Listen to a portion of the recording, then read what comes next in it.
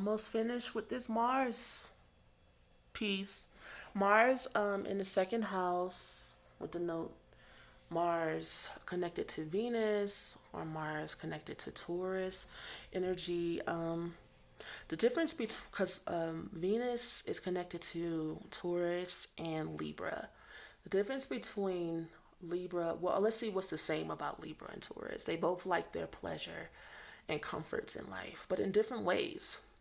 So, Libra energy likes their luxury, like maybe a four-star hotel, or and they like a design. So they like luxury, design, and comfort all at once. It would be considered an ambiance for Libra energy. Okay, Taurus, give them some steak and potatoes, girl, and um, a wrap around robe, child. It don't. It just has to be comfortable.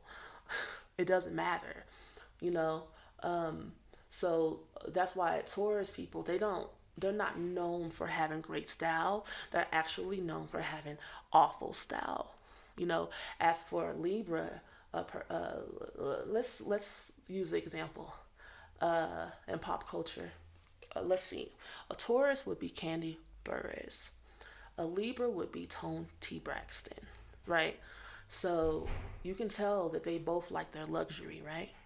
And they both like their homes. And you see, a Taurus likes it will penny pinch you down to your dirty draws, and you'll be like, "Girl, you have the money.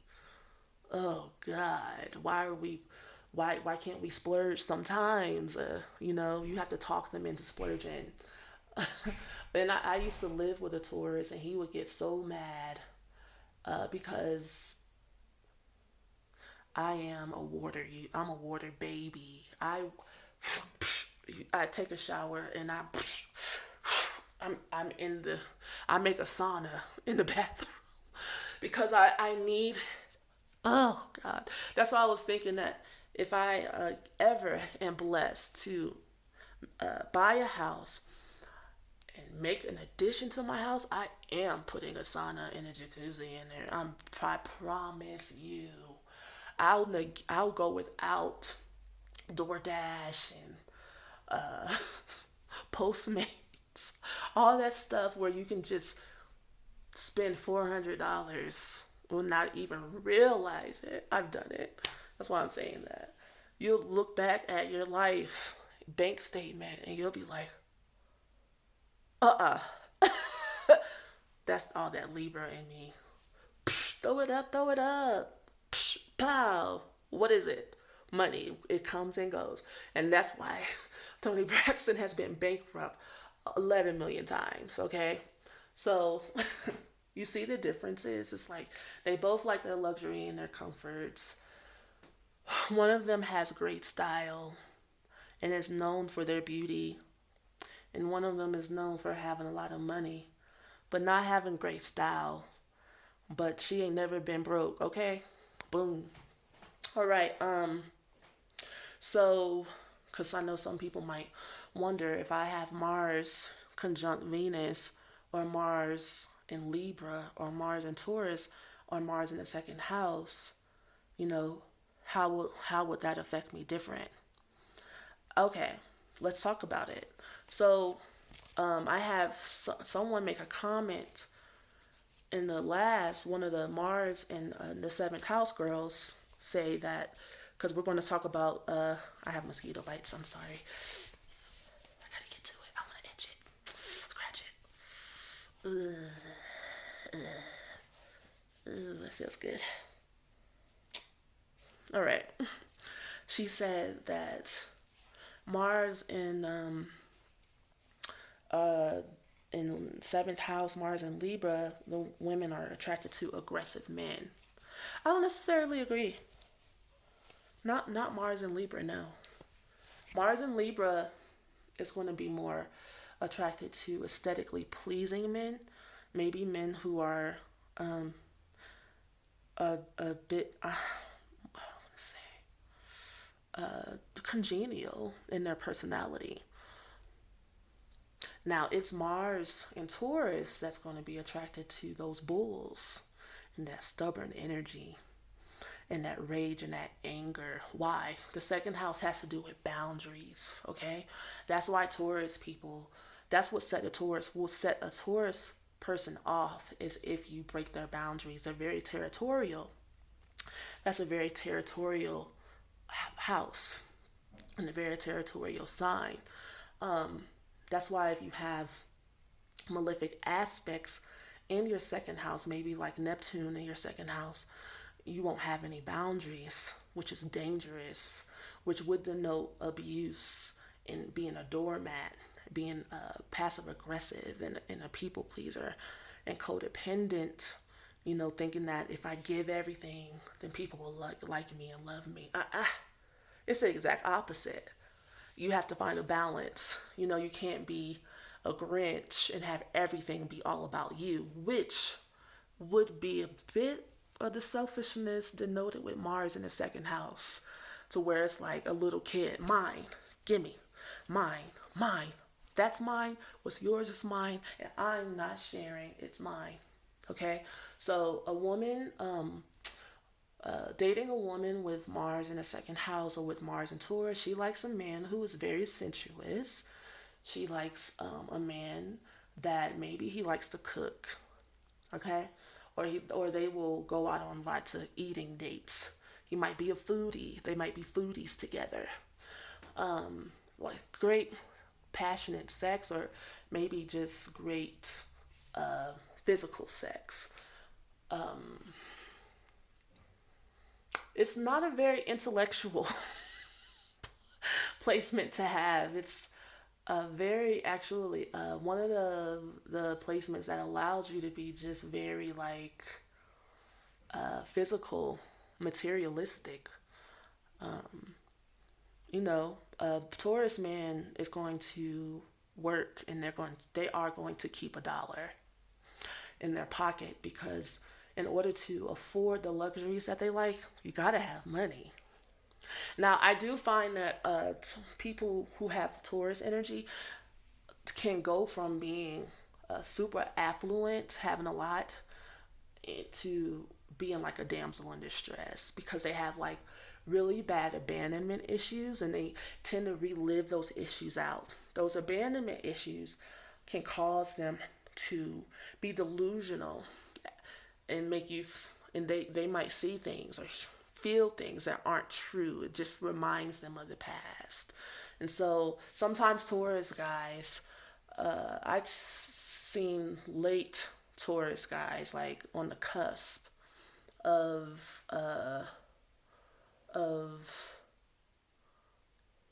Taurus and Gemini, can be physically abusive to their partners because they feel like they want, in order to keep someone, they have to control you. They can be a bit insecure. All right. And so women with Mars in the second house of Mars and Taurus would have to look out for that with the guys that they date, because Taurus, just like its opposite sign Scorpio, is super possessive, very, very possessive. And so if a woman has Mars in the second house, then she likes a man to possess her. She likes to feel like held close. It's a comfort thing. You want a strong bull of a guy with a hard chest, and you want to lay on his chest, and you want to feel like protected and provided for, and safe. Okay? Very physical, very primitive energies, all kind of like Mars and Capricorn, where you want a protector and a provider, but even more so like Tarzan and Jane with Taurus energy than Capricorn. Okay. All right. I think I kind of already talked about a lot of things, kind of like intermingled and intertwixt, and because we're already at 9 minutes, girl. Mars don't really need a whole dissertation like maybe Pluto or Neptune do. Okay, so leave your disagreements And comments. I really like to hear people's personal experiences. You know, with these aspects, whether you can relate to what I'm saying or not, because Mars is such an everyday planet. It's not big, like maybe like a Neptune energy where everybody basically, if you have like a Neptune aspect, it's very much so universal consciousness that everybody you talk to with that aspect is having this, going through the same hell. Is having the same experiences and needing the same type of assistance getting out of hell, right? But with Mars and Venus and Mercury, it's very like situational, you know, because Mars energy is about activating your developmental process. And so, and you have to experience things in order to activate it. So if you don't live, if you're one of those people that avoid life, then you don't even really live out your Mars. So you won't know what I'm talking about, you know. Um, and if you do live, and maybe you have uh, evolved because you've learned from your mistakes, you know, because with Mars energy, it's very selfish energy. Like I was saying, it's about me. It's about mine. Well, in the second house, it's about minds. You know, this is what me. I want it. I want that. I want this. It reminds me of that special with Michael Jackson back in the day, where he was walking through this weird mall or store. Where was he? But they had lots of Liberace's in there, expensive things. And he was like, I want that one, and I want that, and I want that one, and I want that one. Okay? So you could have that type of energy there. And it could be frustrated and repressed because maybe you can't afford everything you want, you know? And so you might be like working diligently towards those things. Or you could be the type of person to start working on things. This is Mars energy. You'll start working on things, and when it's not fun anymore, if it doesn't make you a lot of money, you quit. Very non-committal. And you could be like that in relationships too. Like once it's not exciting anymore, or you're not getting what you want anymore, and you're not getting your steak and potatoes anymore, then you break up with and you quit. You know, or you could be a selfish sexual person where you just want to be pleased. Flies getting on my nerves. Okay?